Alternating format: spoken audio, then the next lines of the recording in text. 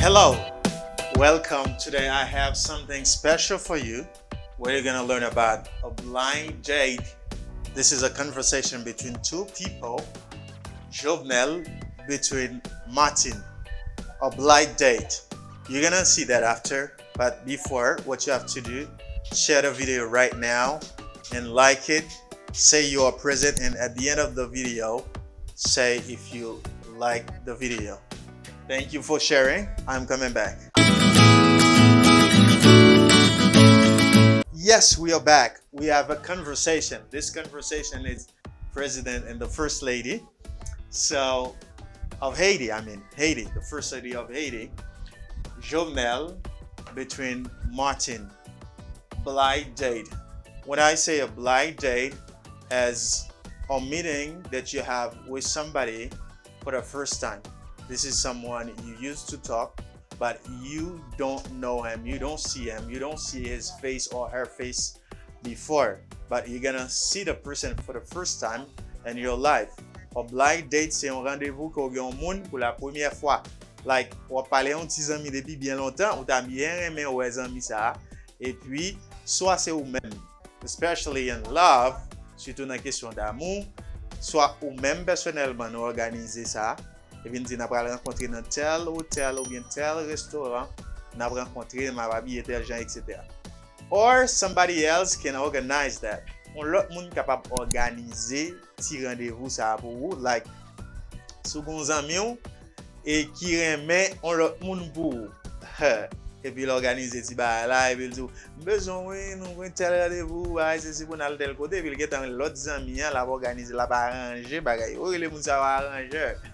On date son petit rendez-vous d'amour. Not like, for example, January 7, 2021. No, not like this. C'est on date un coup, un rendez-vous d'amour. C'est ça qu'on a parlé when you're talking about date because it has two contexts or maybe more. I don't know yet. Let's go straight to the conversation between Jovenel Moïse and Martine Moïse. You're probably laughing. So let's listen. En entendez. Jovenel apparaît, Jovenel dit Hi, are you Martine? Jovenel dit Hi, are you Martine? Hi, are you Martine? Jovenel dit Salut, où c'est Martine? Salut, où c'est Martine? Martine répond, lui dit Yes, I am Martine. You must be Jovenel. Yes, I am Martine. You must be Jovenel. Oui, moi c'est Martine. Ou peut-être Jovenel. Et Jovenel lui-même va répondre, lui dit Yes, that's me. Oui, c'est moi-même. Yes, that's me. Yes, c'est moi-même. Vous connaissez? Yes, c'est moi-même. C'est moi-même. Jovenel, yes, that's me. And Martine keep on talking and say, Martine continue à parler, vous le dit, It's so good to finally meet you. It's so good to finally meet you. It's so good. Good. Not good dans kudo la. Good. Ewo. Non, c'est pas good ça.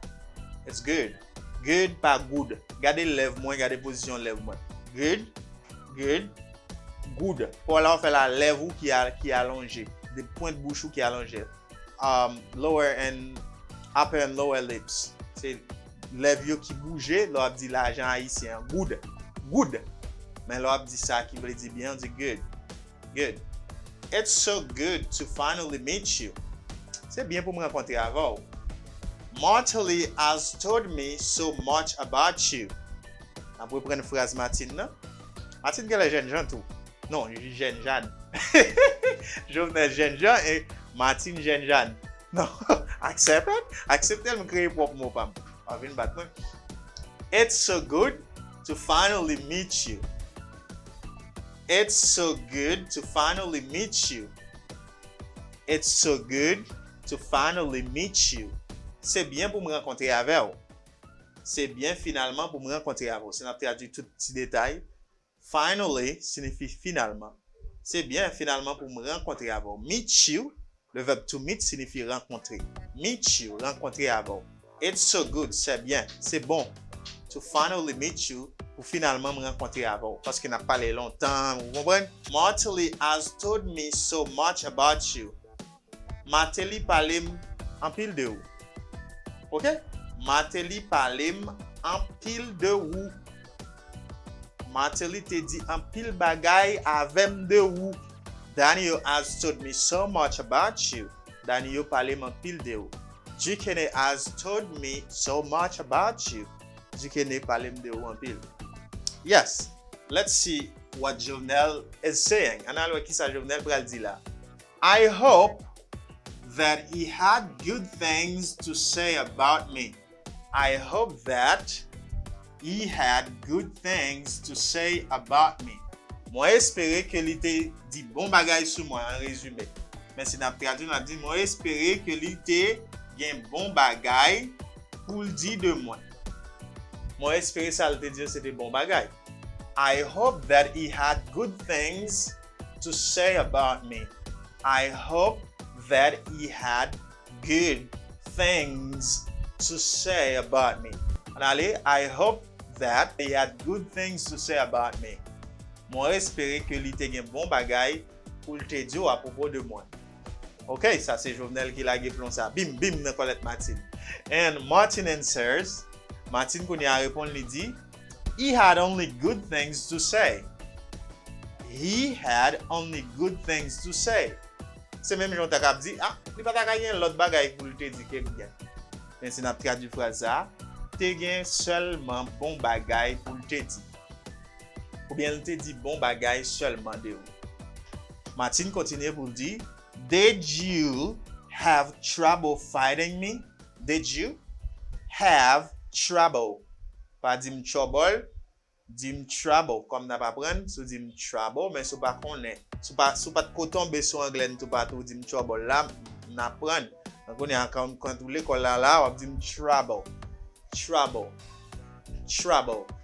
Okay, you have trouble fighting me. Okay. Si m'a dit moi j'ai un problème pour m'entendre, am gen pour venir faire vidéo sur ça, oui, l'opéra l'hôpital. I have trouble hearing. Moi j'ai un problème d'entendre. I have trouble hearing. To have trouble plus the verb ing. Après have trouble, verbe après ing. I have trouble speaking. Moi j'ai un problème pour me parler. So, did you have trouble fighting me? Est-ce que tu as une difficulté pour te joindre moi? Ça veut dire côté où vient rencontrer là. Pas qu'on dans qui hôtel, pas qu'on dans qui lieu, dans qui restaurant or hotel, you te rencontrer. Did you have trouble finding me?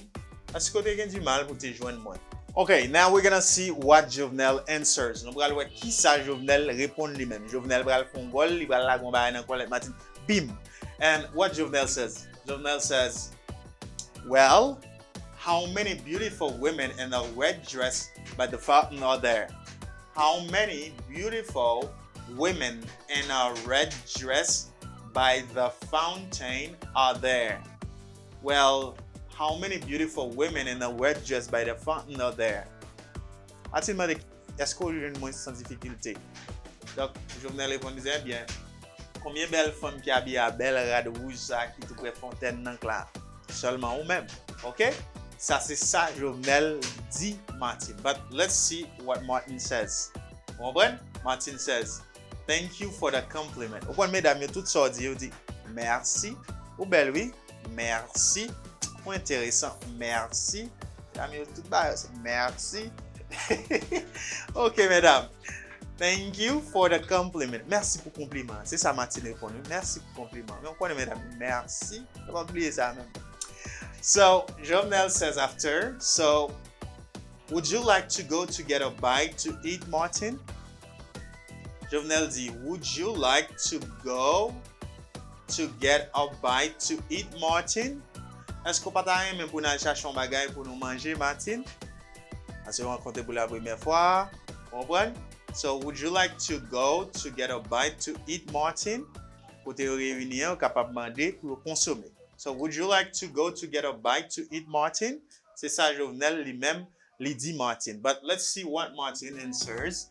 Martine says, that sounds perfect. Lead the way. That sounds perfect.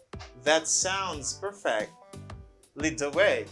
Martine dit, c'est bien. So, dit, c'est bien. C'est, that sounds perfect. c'est juste une façon pour dire, you can say that again, d'accord, ça dire c'est intéressant. OK? Lead the way. Eh bien, prenez devant ou bien menem. M'a suivez-vous. Lead the way. Good. So, that sounds perfect. Lead the way. C'est ça, Martine lui-même lui répond. You've been learning about blind date, a conversation between Jovenel, the president of our country, the president of Haiti, between the first lady, Martine, and a blind date. You remember, when I'm talking about a blind date, is a date between two people after a long relationship, after a long talk, and they decide to meet together. They decide to see each other. They decide pour yo wè yon lot. C'est ça ou relè un blind date. Lò gon ti zami, ou pa jam ko wèl du tout, et vous décidez wèl, nou organize yon rendez-vous, nou organize yon rencontre pour nou wèl. This is a blind date. If you learn from that, say that in the comment below. Et nap travail pour nous aider ou mettez commentaire en bas, din sa ou vle, ça pour nous préparer pour vous et nous-mêmes n'a toujours tient à ce que nous préparer de contenu pour aider beaucoup plus monde. Il y a des gens qui font des commandes que nous pas quoi agréer, pas chaque jour nous a demandé et puis n'a réfléchi pour nous venir à contenu. Don't worry. Pas dire yo pas jamais occupé mais va me faire vidéo que demander non. Don't not worry about that. Ton parce que one day you can find your video. Un jour comme ça, on est capable de voir ces vidéos pour là et au fait, they fill your gaps. You résoudre like problème que vous avez dans tel bagage. Thank you for watching. I love you so much. Do not forget to share, like, and subscribe if you are new. Abonnez sur ces nouveaux. My name is Daniot, Aneus, as you know. Font visiter sur Facebook là, qui c'est Teacher Daniot Aneus Glitter, G-L-I-T-T-E-R. Mettez des Teacher Daniot Aneus sur une page likely to pour toujours être connecté avec. So long.